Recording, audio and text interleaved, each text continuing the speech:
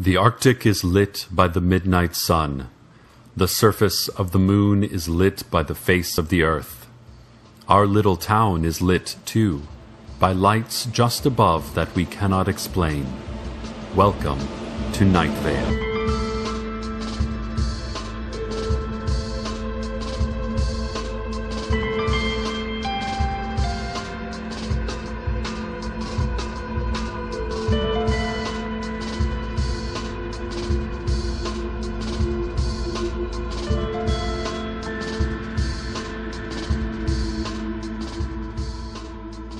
The Night Vale Daily Journal has announced that they will be cutting back their publication schedule to Monday through Thursday only, due to the economic downturn and a massive decline in the literate population.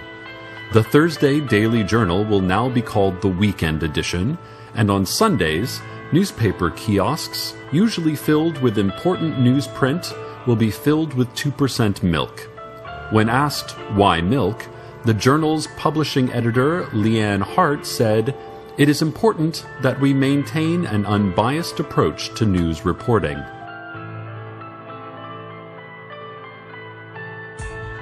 The Night Vale Business Association is proud to announce the new Night Vale Stadium, next to the Night Vale Harbor and waterfront recreation area.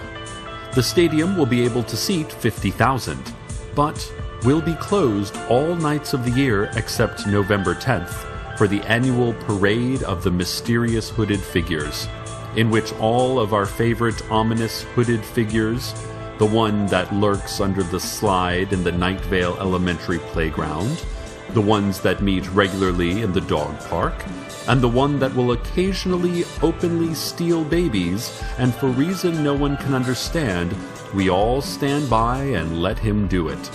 All of them will be parading proudly through Night Vale Stadium. I tell you, with these new facilities, it promises to be quite a spectacle.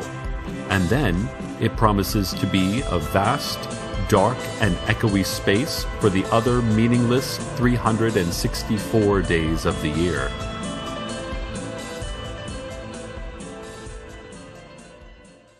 Here at the radio station, it's contract negotiation season with the station management again.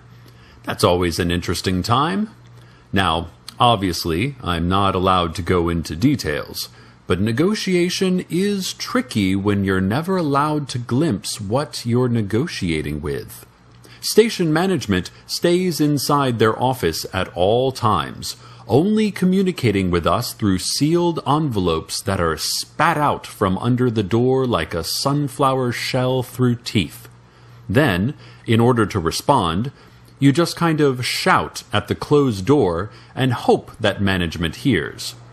Sometimes you can see movements through the frosted glass, large shapes shifting around, strange tendrils whipping through the air. Architecturally speaking, the apparent size of management's office does not physically make sense given the size of the building, but it's hard to say, really, as no one has ever seen the actual office, only its translucence. Look, I've probably said too much.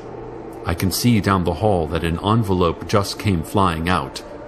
I pray it's not another HR retraining session in the dark box. But what can I say? I'm a reporter at heart. I can't not report. Oh, my. Let's go to the 7-day outlook. Your daily shades of the sky forecast. Monday, turquoise. Tuesday, taupe. Wednesday, robin's egg. Thursday, turquoise taupe. Friday, coal dust. Saturday, coal dust with chances of indigo in the late afternoon. Sunday, void.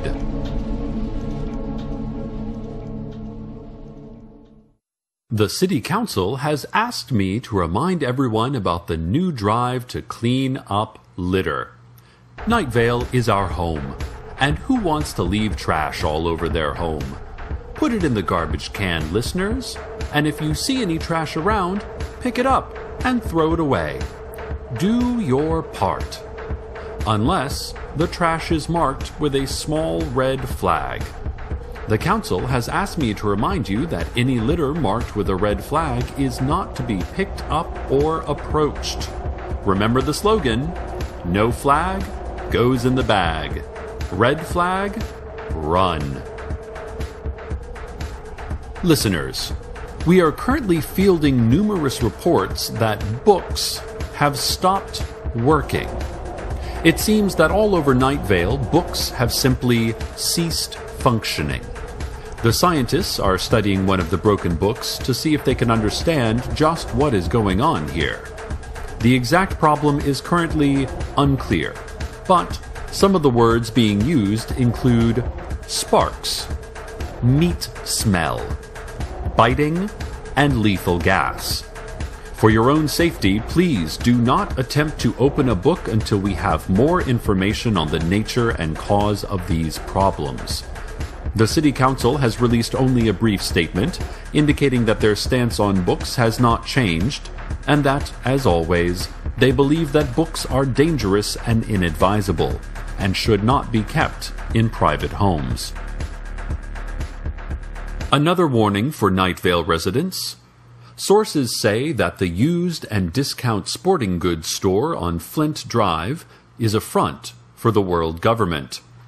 This is based on extensive study of the location, and also because it has a black helicopter pad on which black helicopters regularly depart and land.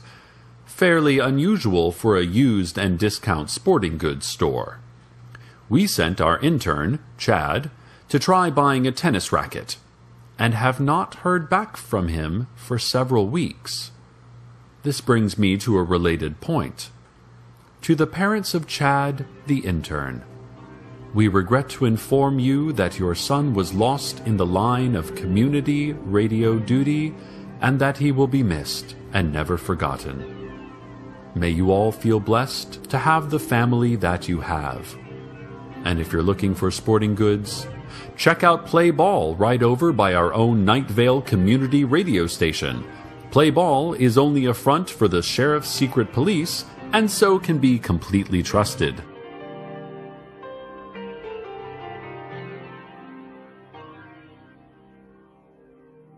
Larry Leroy, out on the edge of town, reported that a creeping fear came into Night Vale today.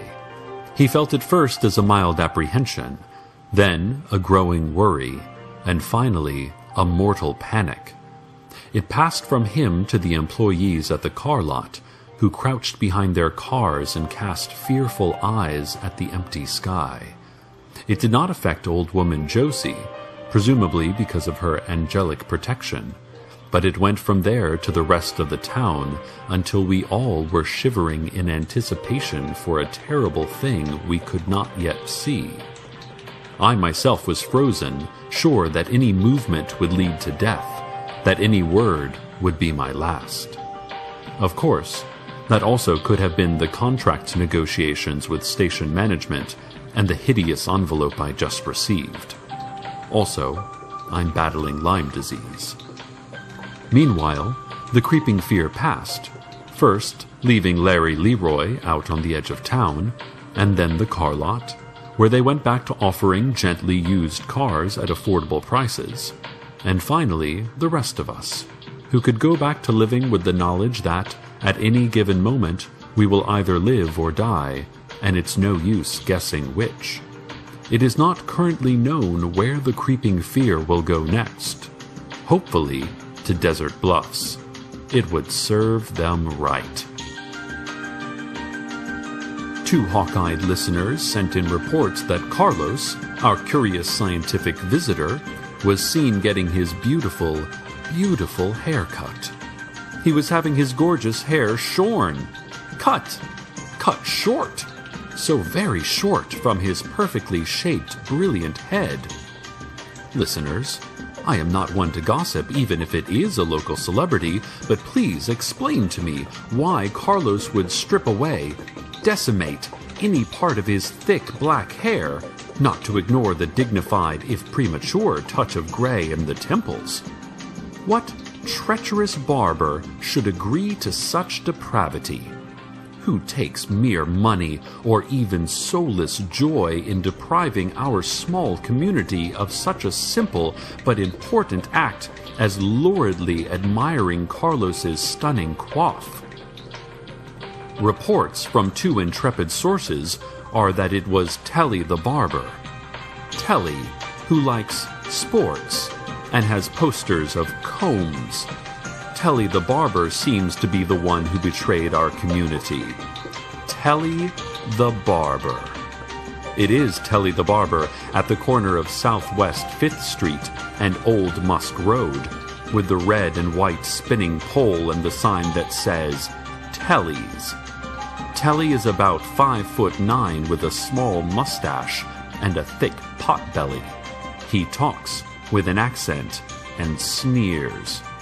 Telly the barber cut Carlos's beautiful hair, according to reports.